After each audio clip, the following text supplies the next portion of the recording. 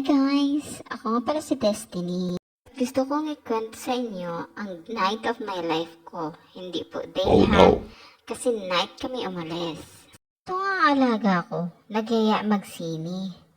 Itong nanay, syempre hindi naman makahindi. Kaya kapati kami inaya.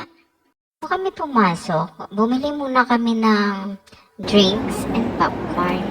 Para habang nanonood, may mga chat kami. Grabe, ang tagal nga ng pila. Pero buti na lang, mapasensya tong amo namin. After nga, ilang daang taon, nakakuha na kami ng aming order. Wala makakita ng Pepsi, napakalaki, nakakatakot. Kaya nung pumasok na kami, sabi ng alaga ko, siya na daw magbibitbit ng popcorn. Kaya hinayaan ko na para matuto na din siya. Mga bata kasi dito, mga tamad. Naku po, napaka-tamad.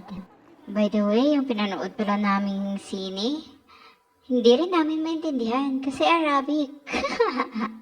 Pero okay lang, nakakaintindi naman kami ng kahit kaunti lamang. Nung pumasok nga kami, konti pa lang yung tao, tsaka hindi pa nag-start yung movie.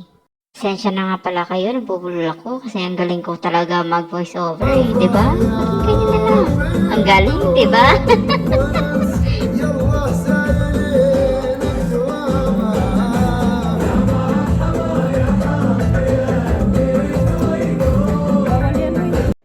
Ayun, konting clips lang yun ng pinanood namin. Habang hindi pa natatapos, nag-CR na ako. Naku, yung CR naman, di grabe hamak. Ang layo!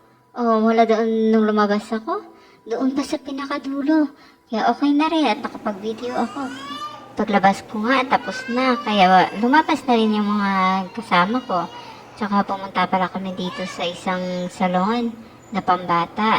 Pinagupitan niya na din yung mga anak niya kasi minsan hindi naman sila magkakasama. At pagkatapos noon, syempre, umuwi na kami. Pagod na eh. Kaya hanggang dito na lang ang aking kwento. Hanggang sa susunod. Bye! Salamat sa pakikinig at sa panonood. Please don't forget to like, share, and comment.